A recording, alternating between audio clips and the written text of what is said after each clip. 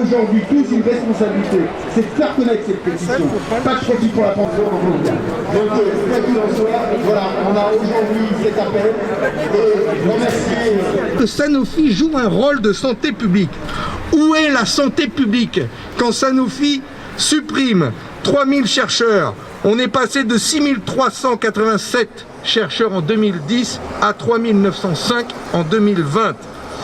Où est la santé publique quand Sanofi passe de 11 labos en France à 4 aujourd'hui avec un 4e menacé? Où est la santé publique quand ce groupe qui était numéro 1 en 2004 en matière de R&D, recherche et développement, est aujourd'hui le 11e dans le monde? Où est la santé publique quand le choix privilégié est de verser 3,7 milliards de dividendes en 2018 et 4 milliards en 2020 après avoir empoché tous les ans près de 150 millions d'euros d'argent public au titre du crédit impôt recherche? C'est notre argent, l'argent public, celui des contribuables, qui va directement dans les poches des actionnaires, une minorité parmi lesquels on trouve L'Oréal, BlackRock et tant d'autres. Une politique de santé publique, c'est d'abord une politique au service de l'intérêt général, au service de la population, au service de l'égalité des citoyens face à la maladie, au service d'un pays, pas au service d'une minorité d'actionnaires. Alors oui, pour cela, il faut avoir des exigences. Et l'État, au titre de l'argent qu'il met dans cette entreprise, doit avoir des exigences. Alors, quand on se trouve face à une pandémie telle que celle que nous vivons dans le monde, en Europe et en France, eh bien oui, il y a un objectif que l'État devrait fixer à notre pays et à Sanofi, c'est d'avoir un vaccin le plus rapidement possible et produit le plus largement possible sur les sites de production qui existent. Alors que chacun donc attend avec impatience la sortie d'un vaccin français produit par Sanofi, la direction du groupe reste uniquement obsédée donc par des critères de rentabilité financière et de redistribution des dividendes. Je le dis parce que, pour donner le point de la situation dans un département comme le nôtre, aujourd'hui, on nous donne 5000 vaccins par semaine pour un département d'1 400 000 habitants. On imagine ce que ça veut dire. Ça veut dire qu'aujourd'hui, y compris par exemple les maires qui se sont mobilisés pour ouvrir des centres de vaccination, on est obligé de décommander maintenant les rendez-vous qui avaient été pris, faute justement de production suffisante de vaccins. Donc on est véritablement dans une situation complètement ubuesque, scandaleuse. On met en danger la population et on ne se donne pas les moyens aussi de produire les vaccins dans les meilleurs délais. Le plus grand groupe pharmaceutique français se doit de participer à la solidarité nationale. Le choix de licencier dans une France déjà exsangue au plan social, alors que des secteurs comme la restauration et la culture sont vraiment à la peine, n'est ni digne ni responsable.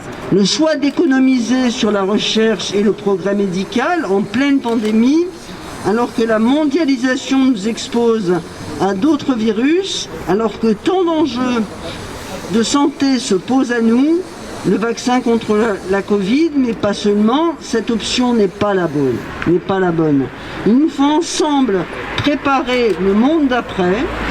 La richesse de Sanofi, c'est d'abord ses chercheurs. Nous avons besoin d'une recherche publique de qualité. La confiance des Françaises et des Français dans ce vaccin, le pouvoir public en France. Je suis à Gentilly aujourd'hui d'abord pour dire aux salariés qu'on les soutient entièrement devant les suppressions de postes que veut annoncer demain de nouveau Sanofi. Et puis la deuxième chose, c'est pour affirmer haut et fort que nous refusons que ce soit Sanofi et les actionnaires de Sanofi qui fassent la loi dans notre pays. Sanofi, c'est des milliards, 1 milliard en 10 ans d'argent public qui ont été déversés sur Sanofi via des crédits d'impôt divers, notamment le crédit d'impôt recherche. C'est 80% des profits de Sanofi qui viennent des remboursements de la sécurité sociale. Et avec tout cet argent, eh bien, qu'est-ce qu'ils ont fait? Ils ont gavé leurs actionnaires. Ils ont licencié la moitié des chercheurs de Sanofi. Ils ont fermé des centres et des laboratoires. On est passé de 11 centres à 4 centres et maintenant ils veulent passer à 3 centres.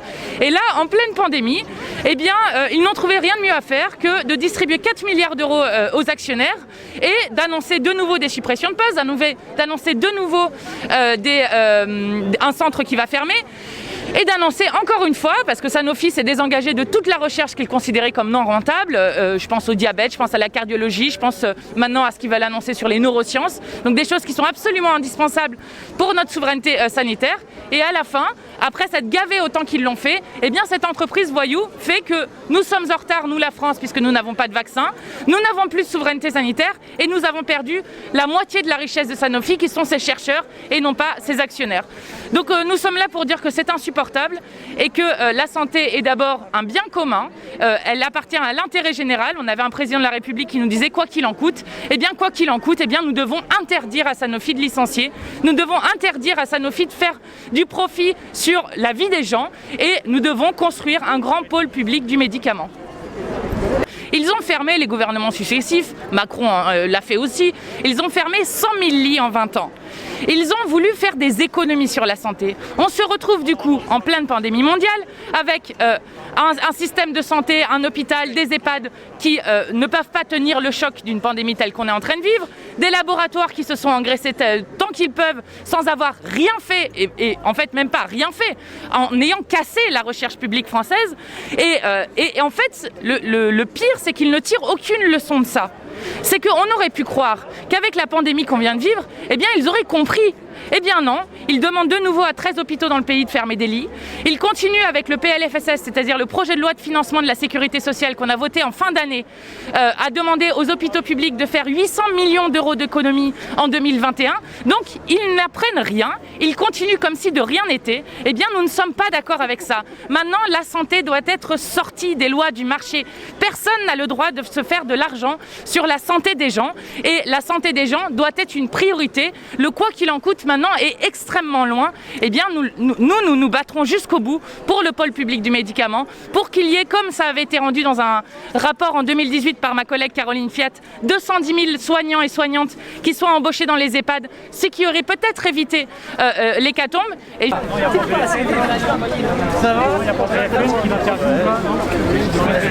Alors moi je suis ici pour soutenir les salariés qui se battent contre un nouveau plan de licenciement et un plan de licenciement qui touche les chercheurs. Donc on marche sur la tête, on est en pleine pandémie, on a besoin plus que jamais de recherche et là il annonce donc ce plan. Sanofi c'est un des plus grands laboratoires pharmaceutiques au niveau européen ou au niveau mondial, il fait des profits colossaux, il touche des milliards de deniers publics et finalement eh bien, il ne participe pas à cette solidarité parce que quand même on ne peut que se poser une question, comment se fait-il qu'il y ait un tel retard dans la recherche au niveau de Sanofi, pas de vaccin alors qu'il avait promis un vaccin. Moi, on ne peut que se poser des questions sur le fait que ces plans successifs de licenciement affaiblissent justement le pouvoir de la recherche. Donc c'est grave parce que nous sommes là pour dire que la santé n'est pas une marchandise, que les médicaments, les vaccins, c'est le bien commun de l'humanité et la politique qui est menée par Sanofi est contraire au bien commun de l'humanité. Donc je suis là pour soutenir les salariés et je suis là aussi parce que je considère que la mobilisation que nous avons eue quand même depuis maintenant des semaines et des semaines a obligé Sanofi à mettre ses chaînes de production à la disposition effectivement d'un autre laboratoire, mais pour permettre qu'il y ait plus de vaccins. Parce qu'aujourd'hui, en France, en Europe et dans le monde, on manque justement de vaccins en nombre suffisant. Donc il faut que ce labo qui n'a pas sorti un vaccin eh bien, puisse se mettre à disposition pour permettre qu'il y ait plus de doses pour que chacun et chacune soit vacciné. Parce que si on veut éradiquer la pandémie, eh bien, il faut absolument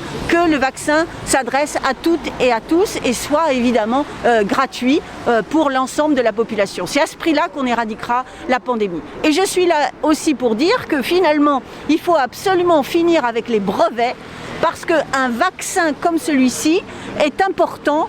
Comme je l'ai dit, pour l'ensemble de l'humanité. On a l'exemple de Jonas Salk qui a sorti le vaccin contre la polio qui a été éradiquée. C'est sorti en 1953, ça a été mis sur le marché en 1955, mais attention, il n'y avait pas de brevet. Il n'a pas voulu breveter son invention parce qu'il voulait que toute la population puisse en bénéficier. Et il a dit, il n'y a pas de brevet. Si le brevet, en fait, il appartient au peuple, et pourrait-on breveter le soleil? Eh bien, je trouve que c'est magnifique et c'est tout le sens de notre combat.